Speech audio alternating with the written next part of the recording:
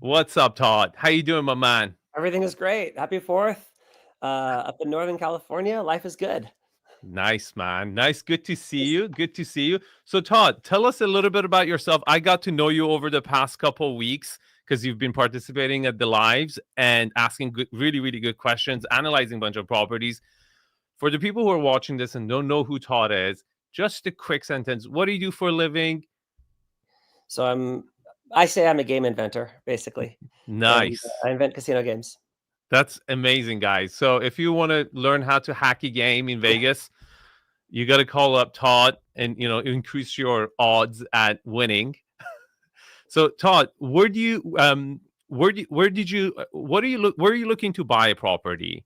Yes, so I've after 10 years living in Malta in Europe, I have moved back to Las Vegas, and I want to buy a big sprawling house. I'm tired of living in condominiums. I want something that's oversized. I want the game room. I want the movie room. I want all that stuff. I might later be the guy who says I want to downsize, but I want to live it. So I'm looking in Las Vegas where there's plenty of stuff like that. Yeah. Um, I don't see myself probably going below 8 million. Okay. Could creep up as high as 20 for the For right the right one. property. A pretty wide range. I'm scared of a project, Uh-huh. but I get less scared when I watch you and listen to you. I'm just not equipped for it. I'm gonna get ripped off. I'm gonna get screwed. But again, now that's before I had Arvin in my corner. Um, I've watched every one of your videos, everything from that touching video that you made about after the fires, to you get in your car, nice taste, to everything in between. I'm And curious, what was the first video you saw of my channel? Do you remember that? yeah, I think it was the super tall condo in New York, about it being a disaster. Okay. Yeah, Okay. but I Okay. know that I just know of the building, and I'm like, "Oh my god, a disaster what?" Like, it certainly got my attention. I'm serious. I'm like really curious about your experience in Malta because Hmm. I think Malta is like one of those islands in Europe that it's a very international island, and it's an interesting island as far as like international law or domestic laws. Yeah. um for people who don't know Malta, why do people go live in Malta? I'm just curious. I'm pretty sure how many years did you live there, and can 10 you years. kind of sum up the whole island 10 nation for years, us? and I'm a citizen now, yeah. Oh, Uh, you're Maltesian? I Is that the am. right term? Yeah, yeah, yeah, I have the passport and all. Mhm. Okay, okay, Yeah. tell us about it. Yeah, so why do people go there? First of all, it's famous for having the best weather in Europe because it's the most south. You're like a couple hundred miles from Tripoli, Benghazi. So Wow. you're like kissing Africa. You're also a few hour boat ride from Sicily. So, but it's Europe. They're on the euro. So it's like stable government. The water gets to like 84 degrees in the summer. It's crystal blue. It's pretty fair cost of living. Um, it's the most Catholic country in the Western world, to the Oh my point god. where the only abortions that are legally allowable is if the mother's going to die. So it's Wow. very Catholic, very Okay. much. The church has a stronghold there. Um, but why do you go there? Because you moved your company there, or your company moved there, and they're getting what was once a 5% tax rate, but now went up to 15. And you're like me. 15% of the economy is online gaming. Oh, Um, wow. In Malta. So that's yeah, a big yeah. okay. They also film a lot of movies there, because the whole thing looks like the set of Game of Thrones, which is Mm. quite interesting. They filmed, like, Jurassic Park there, they filmed a lot of Game of Thrones stuff, Gladiator, so there's a lot of filming there. That might all go away with AI. Yeah. Um, and, uh, and there's kind of 2 Maltas, the expats area, which is all built up and new and all that, and then old Malta. And, it's like a poor Monaco, like a very poor Monaco. Okay. Yeah. Okay. Who are the indigenous people there? Is there an indigenous population? Uh, What's their language? the Maltese, the Okay. Maltese, but they've been conquered by everybody. So, there's some Arabic influence, there's some French influence, there's, most recently, it was the UK, and so that's why they drive on the wrong side of the road, but you would go there and you would think it's like America, because you can't find anything but English. And Interesting. every cab driver, every restaurant menu, there's not even 2 menus. Everything is just English. So Wow. it's a Wow. good place to retire. And if you go over there and you're on their healthcare system, it's quite good. I broke my shoulder out there, and it was like getting a surgery in a hotel. It was fantastic. Oh my So God. yeah, it Wow. was really, really good. So there's and then I had a 15% tax rate, which was really favorable, because I came through this special program called Highly Qualified Professionals. But for me, it didn't matter because Americans still have to pay back in the United States no matter what. But Yeah. for foreigners, that's a real attractive element as well. Yeah. Now I'm curious, before we look at what property you are possibly looking to buy in Las Vegas, is there any way we can check out your property in Malta that you were living in? Uh, Do oh, you have that's a cool one. pictures or Yeah, you know what? It's actually Russell Crowe's old apartment.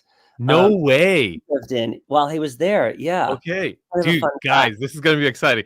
Let's look at Russell Crowe's old Okay, we gotta try to apartment that find it. Todd used to live in. It's 132 Tower Road. Um, I called it the Crow's Nest affectionately. Okay, 132 Tower Road in can you Malta. drop the link on the, uh, Let me see if I StreamYard can chat? I'll see if I can dig it up here real quick. You can even share your screen, by the way. We can allow you to share your screen, so you can present it. You can critique it. You can be Arvin for a day. Okay, let me see if I can find um, some Wow, I'm images of it. excited. Uh, Um, so what was it? Was it an apartment? Was it a single family home? it was an apartment, probably like 2,500 square feet. Very strange. Um, three three bedrooms. Two of them have bathtubs in the bedroom. It'd be really fun if I can find it because it's such a weird spot. And Um, I'm assuming it had a superb location, huh? Great location, right on the water. There's technically a road in front of you, but What the hell Russell Crowe was doing there? Like he was filming a filming. movie? Yeah, he was Okay. filming, and so he lived there for months, and he lived in this place, and it's very hard to find anything that's stylish in Malta, and this one was. It was fully furnished, and I actually moved in as an Airbnb during COVID, and I took it for like 10 days because I was out of my apartment because the guy took it back, and then I'm Uh-huh. like, okay, can I do a month? And they're like, sure. I'm like, can I do another month? Sure. And I'm like, but we got to do something about these Airbnb rates I'm paying. This is nuts. I'm like, let's do a year. And then that went on for a few years. So how much were you paying? I was paying about just 9,000 a month, Oh my God. which same 9,000 thing. a month, you can have Russell Crowe's, like, Yeah, penthouse? I always said, like, yeah, you take the same thing, you move it to Los Angeles or Orange County, and it's 60,000, 50,000 a month. It was a phenomenal spot.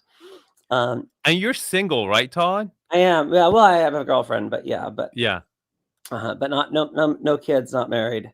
Um, and So you're basically telling us you were living it up in Malta. yeah, it was a great assignment. I really, really enjoyed it so much. Well, And what was it about it that you just got over? Because this is kind of like, yes, it was great.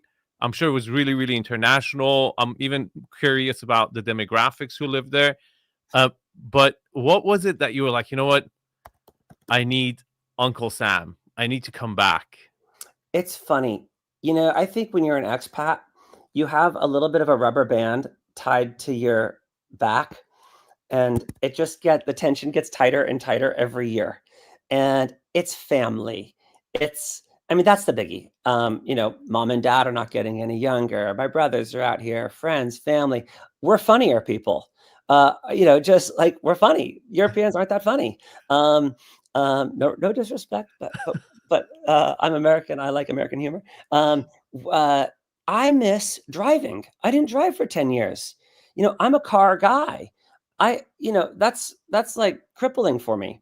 So it seems like a little silly thing, but I miss driving. I miss Costco. The reason we call supermarkets is because they are super in Yeah. America, and they're not super in other countries. There are cool things like the cheese aisle in a European grocery store Yeah. is great. Don't get me Yeah. wrong. There are some things. Or Um, farmers markets. They're great. yeah, Farmers yeah, markets in Europe are fantastic. yeah. We're so good with beef. The beef Yeah. over there sucks compared to the United States. Yeah. Um, so you really like appreciate your country from the outside in, and that was novel. But yeah, it's and then like in Vegas, you just have everything, like every major event in the world is there. You miss professional sports, you miss just activity. I miss my Mhm. visitors that I get in Vegas, even the ones that I didn't, that I always used to get frustrated. Why are you calling me? We don't hang out. But Yeah. you miss that. Yeah. And So obviously, it's the gambling headquarters of United States, still if is. not United States, if not globally. Um, it's really, really interesting, and I can relate to that. I mean, I think, um, every geographical location has its own plus or minuses, and I was like, after backpacking 70 different countries in the world, after I graduated college, I was very adamant about experience living in Europe because I had done it. I'd visited it so many times, and I really wanted to kind of just have a base there. And I moved to Madrid for about 6 months, and it was an amazing, amazing experience. And I would do it again.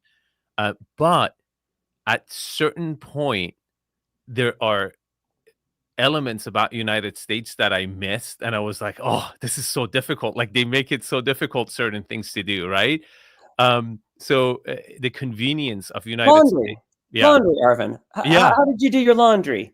It If was you I had a had to dryer, go you far know, away to do my laundry, yeah. it's crazy. You'll go to like in Monaco, people are living in Monaco and they have to hang dry their clothes. Yeah. It's just nuts. It's like 2025, they have a apartment at Monaco, 3,000 square feet, views of the water, and they're hang drying their clothes, Yeah, like, and I you know, feel like a it's lot of times 10,000 a square foot. I feel like a lot of times you learn more about where you live by leaving it, you know? But by like, I think I appreciated United States more after I lived in Europe. Coming back, I kind of always thought, again, don't be offended if you were born and raised in America, but I felt like it lacked culture, okay? It was like a cultural element that I felt like it's missing. But when I went and lived in Europe, I realized, no, no, no, it does have culture, right? And the culture is mostly the efficiencies, the work habit of everyone, right? The go get it mentality that you rarely see in Europe or especially in Spain. Yep. The entrepreneurial culture, and there's a level of like business honesty as well. Like, at least, I'm not talking about politics and stuff. I'm talking about on the business level. When people engage each other in business in the United States, there's a not an element of hey, I want to screw you. Like, I'm getting in business with you to like somehow screw you. There's like a little bit of a element of, hey, let's get into business together to both make money, right? It's Yep. as to doing business in a lot of other countries. There's element of like one upping you in some ways. Where United States, there's an element of, I would say, more honest approach to win-win, that I have experienced doing business in the United States, more than other countries in the world, especially the developing world. It's pretty dodgy, and bribes and all other elements, which I'm sure existed in Malta massively as well. I've never So thought about that, but you're absolutely right. Like there's like a you just bring right to the surface that which is subsurface in other places. Like you can talk and say, "All right, in America, it's okay, you got to make money on this too. So where's your angle? Like talk to me. Like obviously you're not going to do this for fun. So how do we both got to make money here. Let's talk." yeah. Whereas it's like that would almost be like rude over in Europe. But, Yeah, you know, and it's just the speed also. Like, I remember, like, when I was in Spain, everything would happen so slowly, and I was like, "Oh, come on." In US, like, you just go boom, boom, boom, you get it done, you're done with it, right? But it's also at the same time what I miss about, like, I think the quality of life in Europe is so much better because you're not all after money and after, like, achievements, right? It's about more like 50-50 experiencing life and everything. So I guess, there's no right way or wrong way. To me, I was definitely more wired towards the American way of go get it. Like, go get it. This is the American dream. Yeah, the world is your oyster. You can be anyone you want to be here in the United States. There are people who will mentor you. There are people who will support you. And all you have to do is just try and not give up, right? And that always or resonated with me, and that's why I've chose the United States to live in because I'm a little bit wired like that, either intentionally, innately, or by just going through high school and college and spending enough time here where that's kind of my mindset, right? I'm a go-getter. Good stuff, guys. Yeah. So, were you able to find that pictures of that? No, I wasn't. I'm gonna dig it up though. You caught me cold, and I was looking. I gotta find it either as an Airbnb listing or something. It's 132 Tower Road in Slima, Malta. Um, Okay. Should we look at uh, it on uh, Google Maps before we jump in sure, sure, Vegas? sure. Go for it. Okay, drop in the address in the chat. Okay. 132.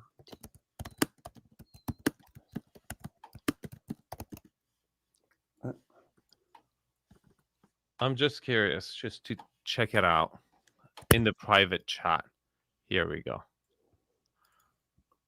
All right, let's do a quick dive into Malta, and then we're gonna go to Las Vegas. Okay, let me share my screen. Media presentation. Let me do add to the stage. Boom, boom, boom. Oh, add to stage. Okay, now I need to change the screen. Present. Present. Stop screen. Present. Share screen. Windows. Here we go. Okay. All right, guys. Let's take a look where Todd lived for how many years? 10. 10. Okay, I'm going to zoom out so you guys kind of get an idea. Wow, you were not kidding. Like you're kissing Africa. Mm-hmm. Yeah, this is like Libya. This is like Gaddafi's playground over here. So I've been to Sicily. I've been to actually these Panera Island over here. Where is it? There's an island here. Panera, something like that. Fun fact, a lot of the super yachts will go down to Benghazi to gas up because the gas is super cheap. Are you serious? Yeah. That's hilarious. Everybody knows the deal. Okay, so we are here is Mount. So where is the good side of the island? Where the pinger is on the Okay. right side there. And so that harbor right there, it's legendary from a war perspective because it's a natural harbor where you could park your ships in the 1500s, 1600s, 1700s. So everybody always wanted to conquer Malta because you could put your ships there all winter and build up your armada. So it's a ton of war Wow. history there. If you read about the siege of 1565 and the Ottoman Empire invading, it's fascinating stuff. Really interesting. Just the topography of the island. You're right. Like it's a humongous like parking lot for ships. Mhm. And so where's the old town? Do you always have an Over old or there the whole thing is an old over town? there where you see the fingers on the right side. So that where it sticks out there, right Uh-huh. there on the left, Valletta. Uh-huh. Valletta is the center of the center. That's the capital of Malta. They used to run the cannons back and forth to both sides. That's why the streets are the way they are, so you could quickly move cannons from either side of the island. And, if you Wow. tried to bring a ship into that harbor, you were gonna get riddled with cannonballs. And it still feels Such that an way. You feel interesting like cannons topography. shoot off. The whole thing looks like a movie set. I see a beach over here. It's typically rocky beaches. Mhm. So it's not a sand beach. It's hard to find Typically sand not. They beaches. are there, but there's a lot of rock, and people would just go lay a towel or bring their chairs down to the rocks and just swimming right off of them. Wow, look at the old town. These are the walls of the old town. Yeah, to stop marauders from getting in. And they would put their ladder or their rope there and try to climb up, and they'd dump hot oil on them. And Yeah, that this was is where they had the that's the cannons. deal. Oops.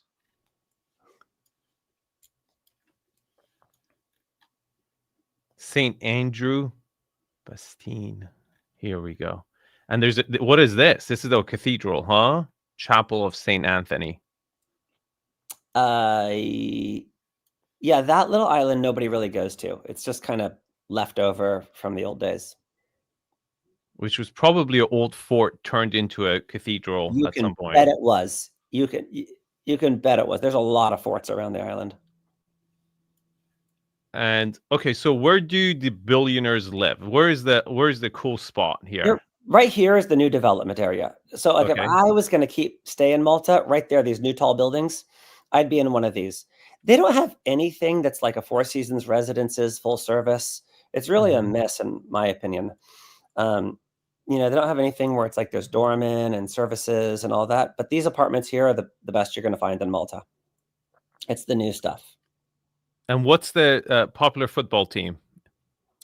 Oh gosh, I'm American. But they have a Maltese team though. They do.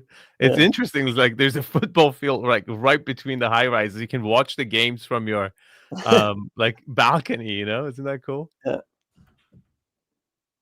As you move down this is Tower Road. This they're Is getting this like the into beach these are clubs over they're all here? beach clubs. Yeah, they're all public. They're all beach clubs, and everything is like one fifth the price compared to the United States. Wow. How's the demographic in Malta? 550,000 people, Okay. and then I'd say maybe that's like 450,000 Maltese, and then collection of expats almost entirely from Europe, Mhm. and they all live in this area where you're looking. That's why I said there's kind of two Maltas. Very is there there's no bridge connecting it to okay, another No, island. no, No. that's Gozo and Camino. Legend has it that Steve Jobs went and stayed on, Gozo for a period when he was sick, but I've not been able to verify that, but that's the legend. Very interesting. Very interesting. Guys, do you see how much I learn from having amazing clients? Isn't that amazing? Like, part of like part of the experience for me is like I always want to learn new stuff, and in my inner circle, there's stuff like I'm always curious to know like where they're coming from, what they did before, and it's all data points, right? Like in real estate, maybe 5 years from now, someone wants to buy a property in Malta. I'm helping them out. Uh, I just got an education, right? So it was really really useful. Thank you so much for sharing all that stuff. Now, Todd, we've been analyzing properties for you left and right. Okay, I think you're on your sixth property so far. Yeah, I think What so. do you have for us today? Yeah. We're going back to Las Vegas. Okay. This is we're moving out of my favorite side of town, but it's where all like the new action is, the new developments. They're all view properties. I just posted a link, Mm-hmm. and you had mentioned Blue Heron once before, and they must own the whole mountain because they keep building these view properties. Uh I'm a huh. little allergic to looking at other people's roof lines. I know that Yeah. sounds fussy, but I am, and some of these houses are too sterile for me. Mm-hmm. But I'm learning to see things increasingly through your eyes. Um, so I would love to get your critique of this property I just posted in the You chat. got it, buddy. You got it. Okay. All right. Yeah, I could have told you it's that developer right off the bat because almost a lot of their properties look alike. Um, so let's take a closer look. We are at $11,650,000, 5 bedroom, 6 bath, 8,438 square feet. Okay. So we're looking at 0.75 acres. So that should be somewhere around what, like 33,000 square foot. Okay. Remember that when we go out, look at the map, we want to look at how much of it is actually usable and flat. Built 2021. So it's a new construction. Now I'm wondering if it's the first owner or the second owner, or it's just never sold since it was completed. Big issues, right? Like, so year built, important. Price per square foot, I don't care so much for that. And then we go on the, it's been on the market for 72 days, at least this time around. Now, you want to look at the price history to make sure it's been, because a lot of times, like, if I was representing you and you probably hadn't sold, and I have a 6 months contract to sell your house, if I haven't sold it in 3 months, I take it off the market, I put it back on the market. So the days on the market will show zero. Why? Because my fiduciary is towards my seller, and most people don't even pay attention to the price history, what I'm just telling you to do. Okay. So they Mhm. would see it. They were not looking to buy a house 3 months ago. They started a month ago or a few weeks ago. And then they come in, they're like, oh, this new property is just on the market. And if they fall in love with it, they're going to feel like they're going to miss out. Okay. And normally they find out in escrow that, the property was, was on the market for a very long time and didn't sell. So it's a really good technique to use if you're a seller, and you should encourage your listing agents. If your property's been on the market for more than 90 days and it's not sold, it's a great idea to take it off the market and put it back on with new photography, right? Your real estate agent is going to come tell you and say, you know what? You can say, hey, if you're happy with your real estate agent, you feel like they're not doing anything wrong, your price was wrong or whatever it was, or you were unlucky, or this time in the season was off, you can say, hey, I will renew my contract with you for another 6 months, but I need you to redo the photography. Let's improve the photos. Let's look at the staging. And a lot of times I recommend asking a broker price opinion. I was just helping a client. I think it was in the inner circle that, oh, no, it was my 5-day workshop that I just held. Amazing couple, $100 million property, they in Big Sur, and they knew their property was overpriced and it was part of their listing strategy. However, and they were like, Arvin, what should we do? Like, we don't want to lose face in front of the market, but also we don't want to undershoot. What should be our price strategy? And it was such a unique property. It was a compound on a gorgeous parcel of land overlooking the entire coast. Really special, like 100 million. It was listed for 100 million, and I recommended holding a broker's opinion, broker's price opinion. And the listing agent was very clever to sign a 2-year contract with them, which I would never recommend you to do. You should never sign a longer than 6 months contract with a real estate agent, okay, at most. And I told him, look, if he has a 2-year contract with you, he better spend money on marketing, events to promote the property. And a good way to do that is maybe invite a local band, ask them to bring food, like cater the whole event, invite the entire broker community to come give a blind price opinion. And the way that works is that you give pieces of paper, they see the property, they write down their price without a name, and they put it in a box. And then you open the box and look at the prices, you average it out. Your agent at that point has to graph it. Again, like, I'm very data oriented. So like this, I would actually graph it and see, like, okay, here are the outliers, identify the outliers. This is where the core of people think. I will look at the reputation of the agents and try to get a better gist of where the agents who are selling in that neighborhood would value your property. That is a great data point, and it's free. Like, your agent should do that for you. So that's what I would do. Okay, now let's take a look. Before we go to the map, I want to look at the price history really quick. So we're coming down over here.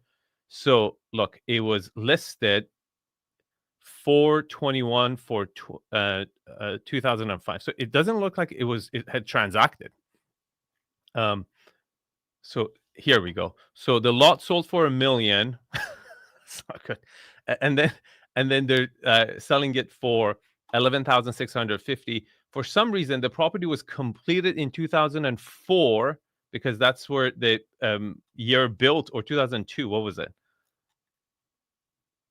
Here we go. 2021, and it's did not enter the market just recently. So I'm assuming they had too many inventory on the market at this point. They were showing this property off market. They didn't want to saturate the, again, this is an assumption if I'm helping Todd to make sure he gets the right answer, but this is an immediate assumption I would have, is like, why did this property was not listed for sale since 2021 when it was completed? Was it rented? And if it was rented, I want to look at wear and tear on the property. Also, in other case, it could have very much so been on the market, off market, when people are come and see the other properties and they don't like it. They're like, well, let me show you this other one. Okay. So just the fact that, okay, go ahead, please, Todd. Yeah, you in one of your videos about actually a Las Vegas home, you talked about a fake sale Uh-huh. and to a non-arm's length transaction. Yeah. And when you have a big developer and you like, is there a way for me to say, hey, I want to buy this house, I want to buy it at my price, and we can do it in a way that protects you with your comps? Or is there just no getting You around that? could, but you could break the law in the process. Oh, I don't wanna do that, but Yeah. what would it look Yeah. like? How do they do that stuff? Because look, the city, the county, city, they want to make sure they're collecting taxes on the actual sale value. Okay. So if you're manipulating the actual transaction value, you're cheating the city. Okay. Or benefiting the city, right? So for example, if you artificially keep the price high, a lot of times they would do it. They would be like, look, we'll cover 10 years of HOA for you. Okay. HOA is like $2,000 a month, right? We will like whatever, probably more on this property, but we do that for you. Or there's something going on in the background that you Interesting. don't know about, or maybe includes a We'll throw in a plane. discounted rate for one of the lots, right? So it's a contract that will sell you, like for example, a option to buy, okay, one of the future lots at a 50% discount. You see how Yeah. clever developers can get? So you Mhm, see mhm. that first comp and you're like, "Oh, it's sold. That's the comp." But what you don't know, that first guy got an option on an empty lot. So he's basically, you scratch my back, I scratch yours, which comes down to, "Hey, if you buy this lot, buy this house, pay full price. I give you an option on any of these lots or what you negotiated up front. This lot, once we sell like 30% of these homes, this lot itself is going to increase in value by, 30, 40%. And you get to negotiate that price in. But you will never know that. And then randomly, like 3, 4 years later, you would see, oh, this piece of land sold really cheap, right? You're like, Mhm. what happened there? And you would never know. Okay, so it's one of the easiest markets to manipulate, and happens all the time. It's almost not. Again, there's so much shady crap that happens in residential real estate, and it's such an inefficient marketplace that is like, I'm not shocked when I see people losing their crap. Right, like people lose so much money transacting because it's just a lot of manipulation going on. And I can tell you with almost all, again, development communities, majority of them I see fake comps.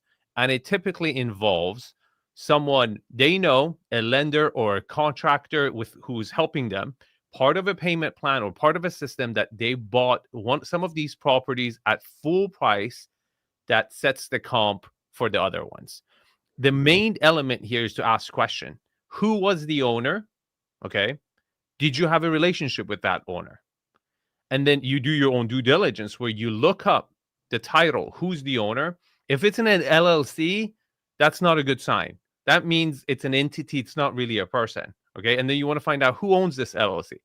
If the listing agent and the owners are playing the game of, well, it's none of your business, it's private information, red flag, right? Red flag. Mhm. You need to do your own comps. Okay. Now, I would never know. You would never know if this is the case over here. And we don't want to accuse them of doing this over here. But I can just tell you, generally speaking, from my knowledge, happens all the time. Okay. Happens a lot of times. Okay. Now, let's go do a analysis of this property really quick.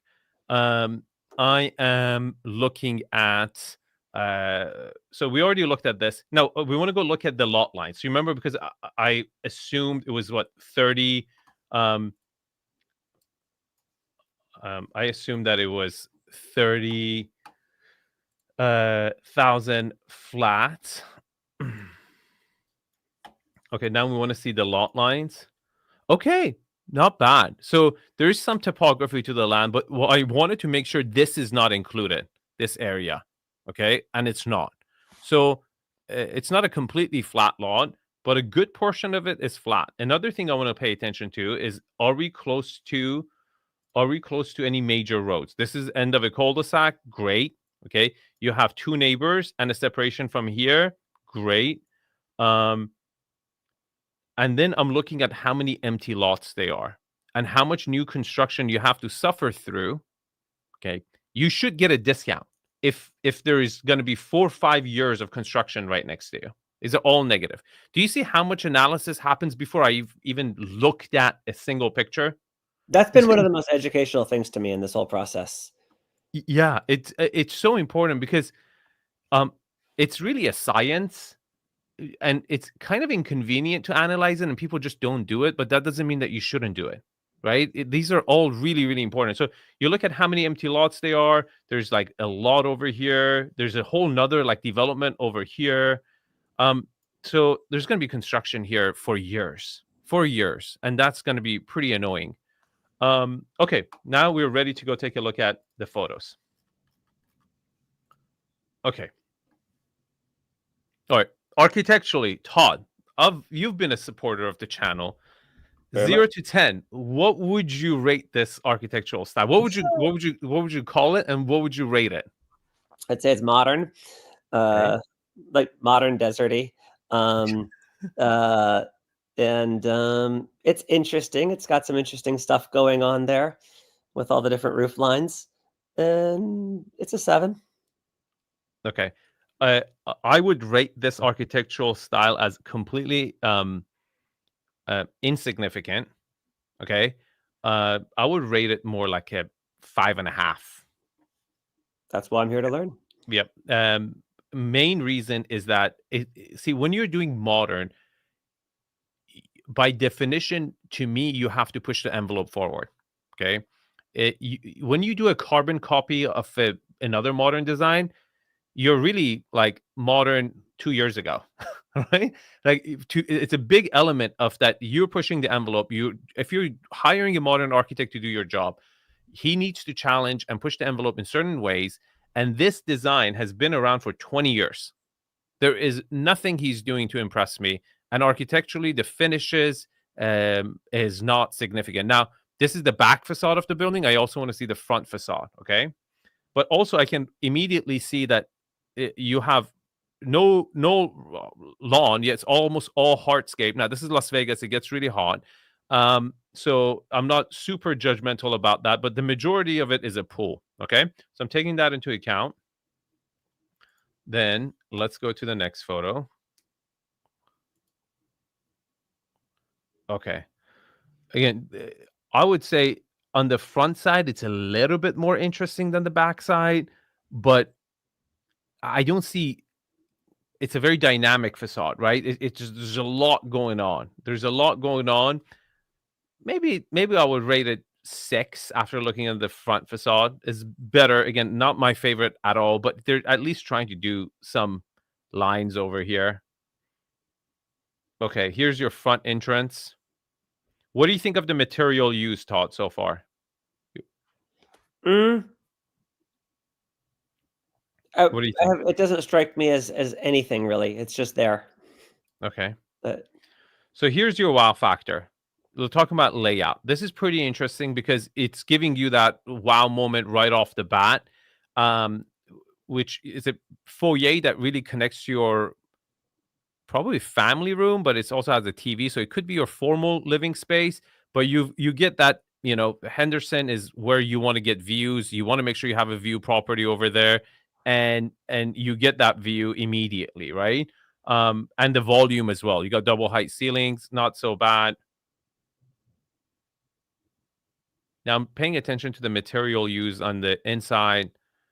And like this palette is so played out for me. Okay, this gray, black, dark wood. They've been doing this for like 20 years. It's really backwards looking. Okay. Good view, solid view. I mean, your focal point is the strip, right? In Las Vegas. So you get that over here.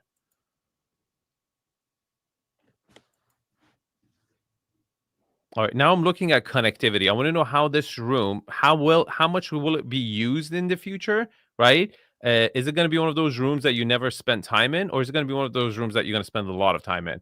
And what really defines that is how it connects to other rooms that are significant. So you see the dining room in the background, not bad.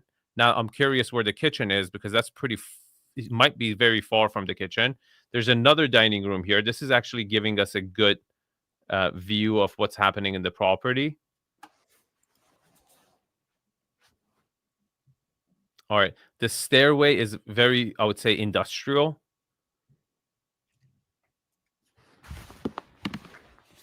Ceilings are gray.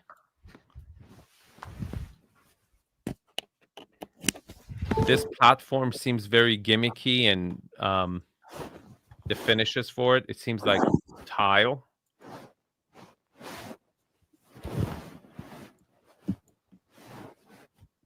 Here's the kitchen. Have you seen this property in person, Todd? No, I have not. Okay. So the kitchen is underwhelming at best. And I'm paying attention to the material used too. Um,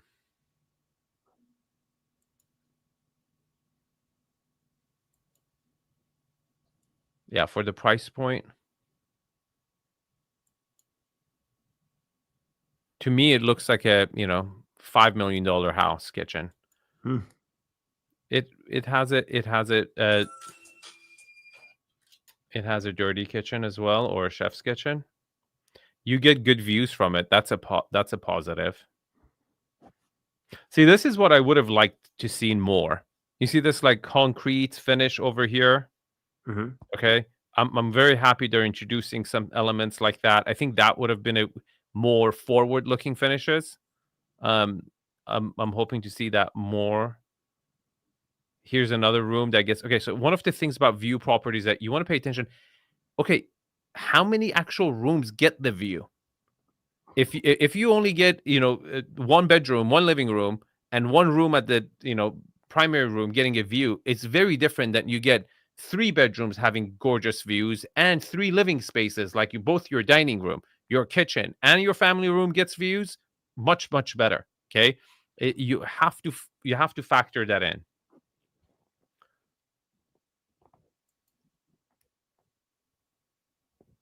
I'm looking at also privacy issues over here to see if there's anyone looking into the property. That seemed like a good guest bedroom, or it might have been the primary bedroom on the lower level. Yeah, to me, like these finishes are very much so like a hotel and like a Marriott hotel finish. They're not really like screaming bespoke to me for the price point. And this is really important because look, land is not particularly expensive in Vegas. And you saw how many empty parcels of land are there, right? So um now Todd is in a situation where I think he will be able to get an incredible deal on his purchase because he's patient. He's the only decision maker. He's single. Okay. And my goal for Todd and he's very flexible. He seems pretty flexible as far as what he is. He definitely wants to entertain in this house, and he wanted to check a lot of boxes as far as his car collection, his gaming background, to have friends come over, visit it, and have fun and entertain.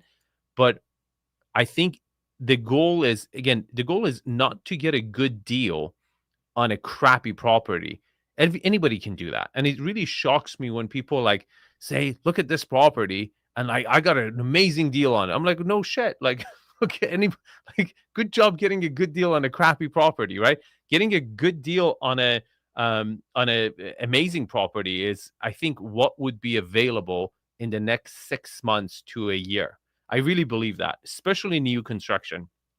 I think with rates being so high, lending costs will being high, with the demand coming down, for first time in many decades, you will be able to get really good deals, possibly at replacement cost in new construction in a lot of locations in the United States.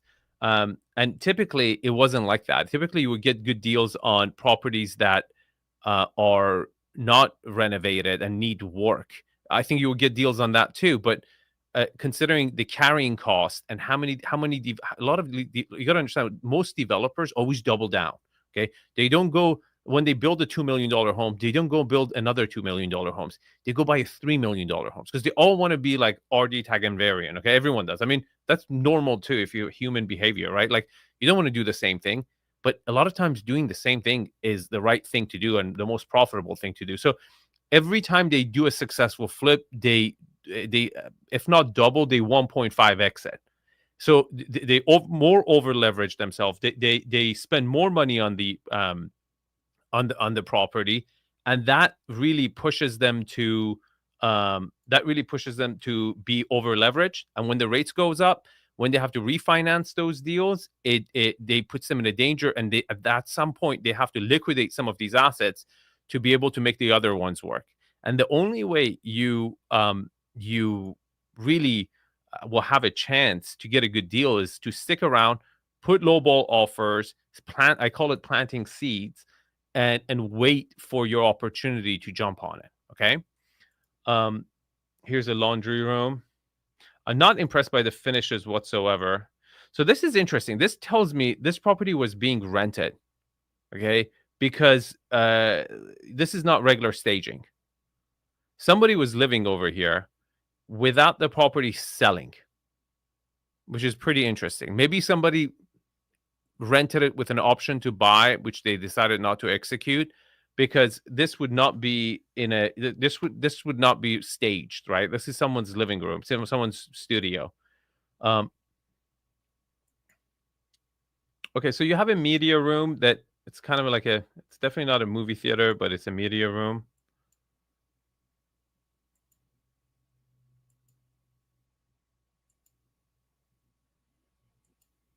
What do you think so far, Todd?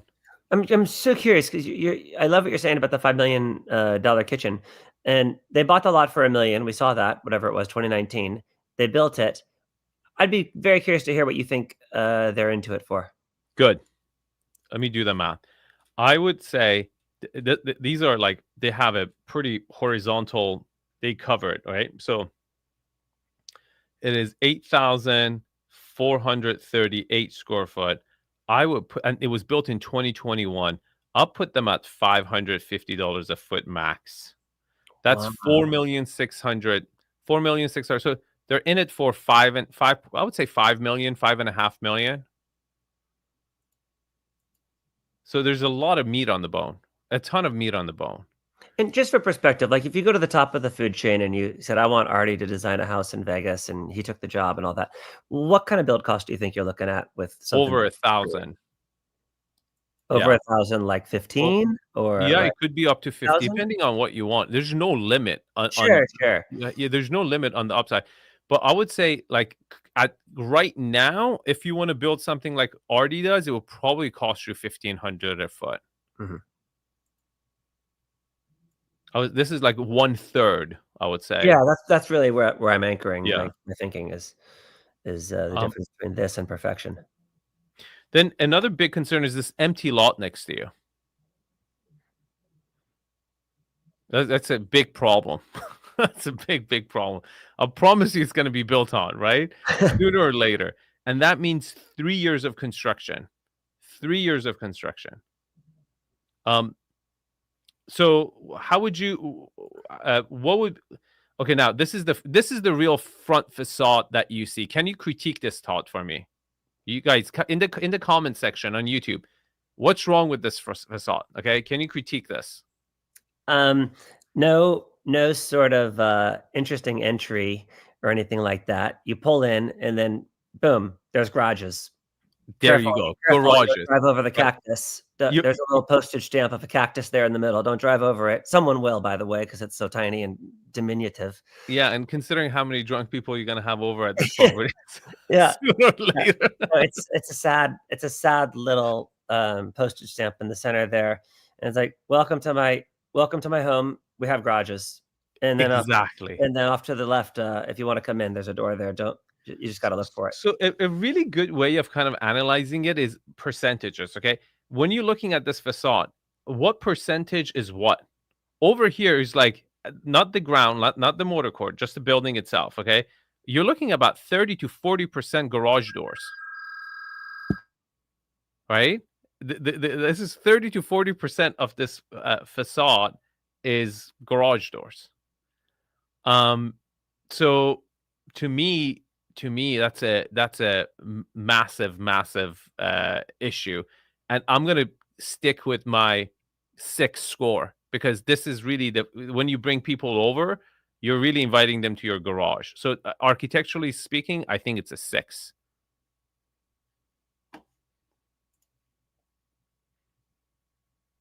Yeah. Here's your view. I have a question. So it's a custom home, but It's very much rhyming with all the others that are in that same area. And is that a detractor? Do you know why it's rhyming? A lot of same material they use. Okay, so they're using the same stone because that's how they save money, right? So they go source maybe two three different stone finishes at a bulk discount. They get a discount for, hey, we have 500 lots over here. Okay, we want special pricing, so they get two, three stones. So even though it's not like a tract home, exact same layout, A, B, C, a lot of the homes start looking like each other. Yeah, I personally hate that. It pushes me away from this area, which is why I like the other side of town. Is Yeah, it's very not quite cookie cutter, but in that family. yeah. And I just don't see this backyard having a really significant see, when I'm looking at this design, this lot is trying to best utilize the land, which is good. Okay. But at the expense of having a kind of an ugly facade where you see the steps, like step one, step two, step three, step four. Okay. You see how it kind of zigzags in? It's because it's trying to best use the lot, which, as far as lot utilization, is good. You're giving a view from this location, you give view from this location, view from this location, but at the expense of, having a backyard that it's shrinking as you come forward. So again, to me, it's not architecturally, it's not that significant, and the backyard, I'm not really that impressed by either. So let me give you a price strategy for this. How about that? I would love it. Okay. So if I was representing you, Todd, I would start my first offer on this property would be somewhere around like $6 or $7 million. Okay. And I will write an offer around $6 or $7 million, and I would not expect a counter. This is really important when you're writing lowball offers. A lot of people write lowball offers, and then when they don't get a counter, they're like kind of like butthurt. No, no, no. Like, you don't want a counter. Okay. If you get a counter, you paid too much. Your offer was too high. Okay. The whole goal of the initial lowball offer is not to get a counter. Um, and then you wait. It's a waiting game. Okay. Then you wait for the economy to do its own thing, for pressure to pile up. Two, three, you keep in contact. One of the most important elements, that the last thing you want to do is like, we can have this conversation and critique the property. Don't ever critique the property in front of the developer and say, hey, I don't want to pay this much because this is wrong with it. Don't do that. Don't ever do that. In fact, you want to do the exact opposite. You want to say how much you love the property. Okay. The way you want to position yourself is that I'm highly qualified. I have the money. Check my bank account. Okay. And I love this property. I am your buyer. You idiot. I'm your guy. Okay. So do not nitpick and say this is wrong with it. Oh, but like, yeah, the backyard is not big, or architecture is not pretty. You should exactly do the opposite and exaggerate how much you love it. Oh my God, I'm in love with this property. It's amazing. I would do anything for this property. I wish I could have it. I know it's not in your price point, but I thought it would be worth trying. So you want to make a positive impression, and having a positive impression, and then at the same point, um, um, be very be very strict with your price, and wait for things to happen. I recently bought a property in Malibu before all the crazy stuff happened. Our initial offer was 9.6, and the property was, I think, listed for 14. And 6 months game plan. Okay. We waited 2-3 months. The agent called me. He's like, hey, remember, like, you guys should come see it again. I was like, sure. My client loves this property. Okay. And then we went back again, and we gave them an offer at 9. So our first offer was 9.6. Our second offer was at 9, and it got accepted. What's going on there on the other side? Because see, you can go and try to figure out why people make the decisions that they make. And I can tell you this case I found out where he had to sell a property for tax reasons, and he would have saved millions of dollars if he would have sold this property before New Year's, end of 2024, I want to say. So he had other financial incentives, and he had identified another really good deal for himself to buy and move it, do a 1031 exchange. So he had multiple reasons. All we did was we told them we're qualified, plenty of money to buy in, and showed interest, and we said we loved it, and we waited in the game long enough for him to hit his mark. But do you know what else we did? We did that for another 7 properties for this client. So you can go figure out why people do the things that they do, or you can just play the numbers game. You don't have to know, right?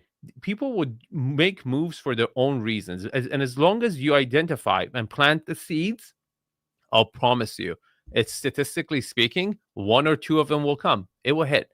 But unfortunately, a lot of Americans um, are very uncomfortable doing this. As to Persians, Israelis, Indians, Chinese, a lot of them do this. And again, I haven't seen a lot of them do the strategy I do, but at least they try. They try to get a low ball offer in. Okay. A lot of them kind of capitulate afterwards and and kind of show their weakness. I don't. Okay. And I identify properties, and uh, the more you put offers out, the better deals you will get, the more you will get education in the process, and better purchase you will have. Todd, we are up, my friend. You are a great contributor. You're always welcome on the channel. Is there any questions that you want me to answer about this property that I didn't answer before we say goodbye to everybody? No, your typical over delivering. Just amazing. Love you, brother. Thank you Thank so you. much. The best. Guys, if you want to join the buyer's lounge, okay, one thing you have to not be is camera shy. You got to be able to come on camera, ask your question. I'm really curious in you guys, so I want to learn more about you. I want to know what you do. And I think people are also interested in who are these people who are buying these mansions and really expensive properties, and also what their point of view is, right? I think for our first show, this was pretty good. And if you're interested, just be willing to come with the properties that you're about to buy. And I'm going to ask you about the property you're currently in, because I want to show the audience like the whole story, right? Like, where do you live? What made you about that property want this property? And for people to get to know you, and then at the end of the situation, I will, also answer your questions. But I want this to be kind of entertaining in ways my videos are entertaining.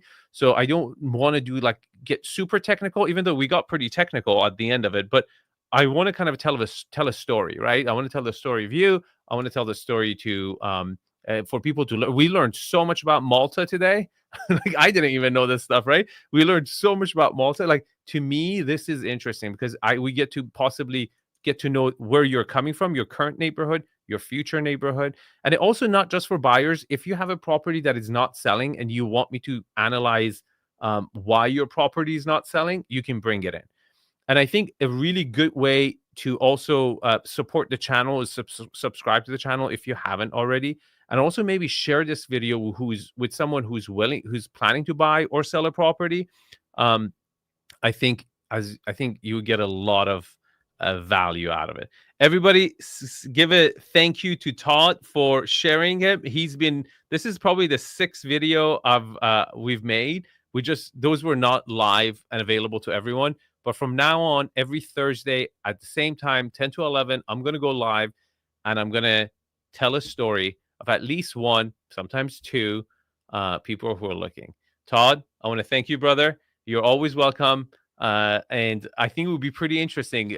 We'll keep bringing you on, and finally people would see the property you end up buying, which would be pretty, like, people, I think everyone would be very vested in your story of how Todd went from,